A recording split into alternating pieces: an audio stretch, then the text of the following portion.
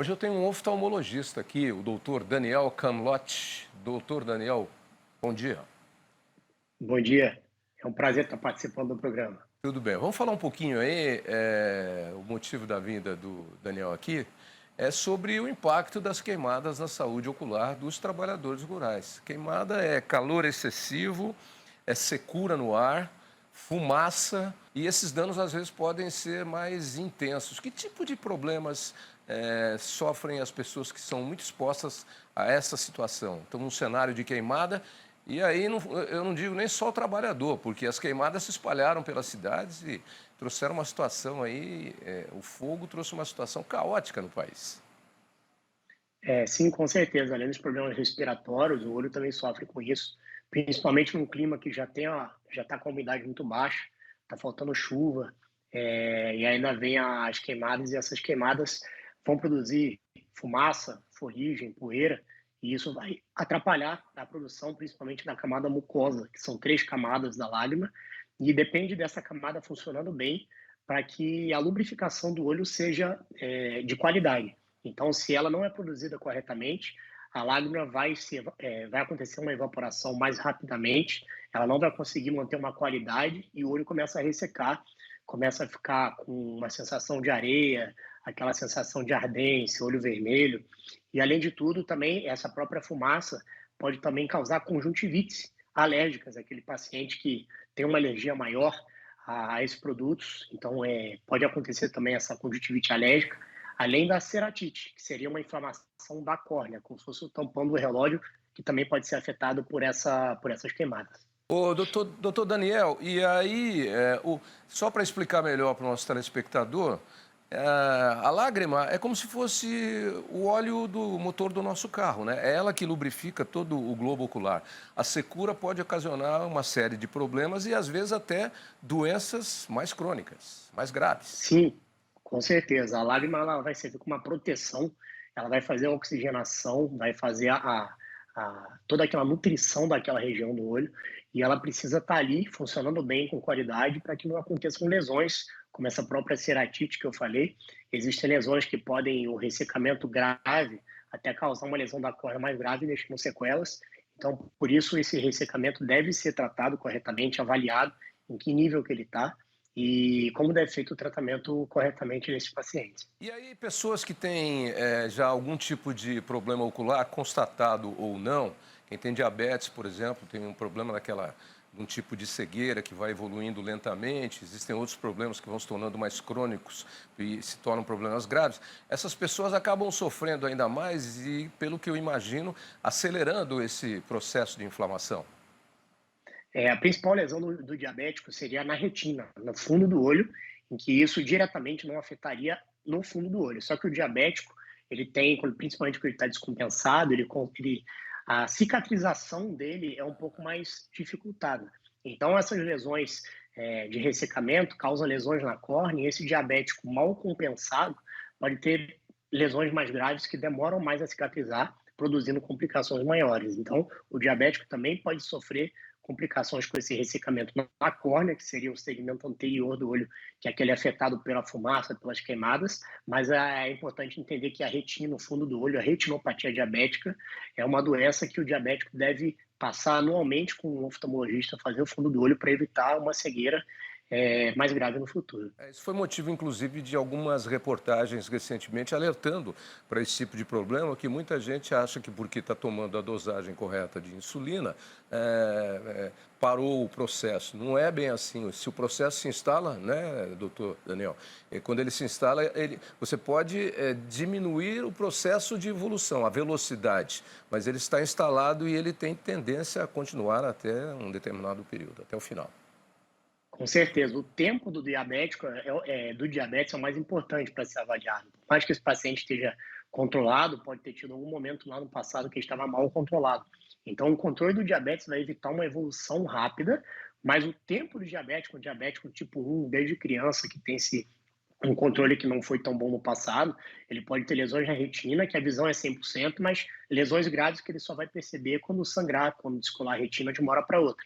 Então, esse tratamento e essa profilaxia deve ser feita todo ano, com uma avaliação, e um tratamento precoce para evitar complicações maiores no futuro. É isso aí. Se você tem diabetes, fique atento e faça esse controle. É fundamental para prolongar a sua qualidade de vida. Voltando ao nosso tema, doutor Daniel, quais são as medidas preventivas? Porque às vezes a pessoa precisa estar numa área onde tem o fogo no campo.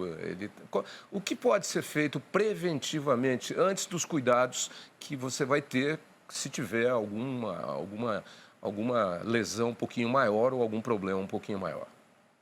Sim, e principalmente esse paciente deve estar com uma proteção, óculos, para que ele não tenha um contato direto com essa fumaça, até roupa mesmo, por causa dessa fuligem. E vendo que esse paciente está exposto imediatamente, assim, ele tem uma relação direta com essa fumaça, muita exposição, é importante passar com o seu oftalmologista para fazer uma avaliação de rotina e até mesmo indicar alguns colírios lubrificantes, que não é qualquer colírio, é importante entender isso. Alguns colírios nem podem ser usados em alguns casos, que existem efeitos colaterais, isso deve ser tomado cuidado. Então, passar com o oftalmologista e avaliar algo profilático que ele possa fazer é importante para que aconteçam complicações maiores com o ressecamento ocular. Essa última colocação eu acho que é a mais importante, porque existem colírios que substituem o processo da lágrima, né, quando você tem secura nos olhos. Mas Sim. eles têm princípios ativos diferentes e dependendo do tipo de secura que você tem, você vai precisar de um tipo de colírio. Existem vários. E tem colírios que em determinadas situações de irritação não podem nem ser usados. Num caso desse aí, onde o olho já está irritado, como a conjuntivite, por exemplo, por conta de um fator externo. Não é uma bactéria que contaminou e você está doente porque uma bactéria contaminou você no olho com alguma coisa. Por isso é importante o oftalmologista, né? Porque muita gente minimiza isso. Colírio é qualquer um. Não é qualquer um, não é assim, não. Tem colírio que, se você usar numa determinada situação, pode causar um estrago maior que depois, para corrigir, fica difícil, né, doutor? Sem dúvida nenhuma. Existem colírios que são os vasoconstritores que deixam o olho branco, só que naquele momento, só que aqueles colírios usados a longo prazo, ele tem um efeito rebote que quando para de usar volta pior. E além disso, quem tem aquela já é hipertenso, então tem um fator de Ah, risco para hipertensão, ele vai afinar os vasos e no futuro pode até aumentar a pressão arterial, não do olho. Então, vasoconstritores devem ser evitados, corticoides também podem causar catarata a longo prazo, aumento da pressão ocular, causando glaucoma. Então, tudo isso deve ser indicado pelo oftalmologista no momento correto. algumas doenças que são aí recorrentes na população, como hipertensão, como diabetes e algumas outras, merecem sempre uma investigação e um acompanhamento médico. E no caso, às vezes, você vai ter que usar um determinado tipo de colírio e ir trocando esse colírio ou um remédio para hipertensão para não ter esses problemas e outros que nós nem falamos aqui, né, doutor? Sim, sem dúvida. Esses hipertensos, diabéticos devem tomar cuidado com o que vai ser receitado e com o oftalmologista, da mesma forma que o diabético, o hipertenso também deve acompanhar, porque os vasos do fundo do olho da retina também são afetados, podem causar oclusão do ramo, da veia central da retina, da artéria, como se fosse um AVC no fundo do olho, se essa pressão não está controlada, se tem um pico hipertensivo, e isso pode deixar uma sequela maior no futuro. Então, esse acompanhamento de rotina com o oftalmologista, essas doenças sistêmicas não são acompanhadas só com cardiologista, endócrino, deve ser acompanhado também conjuntamente com o oftalmologista. Se a sua grande artéria ou grande veia sofre com a pressão arterial alta fora dos limites, os pequenos vasos vão sofrer, que irrigam o olho, ponta de mão, ponta de pé e etc e tal, e até o cérebro, vão sofrer muito mais porque essa pressão vai incidir, como o calibre deles é menor, vai incidir de uma forma mais forte e aí pode causar um pequeno sangramento, um pequeno AVC, um pequeno derramamento de sangue, né, doutor?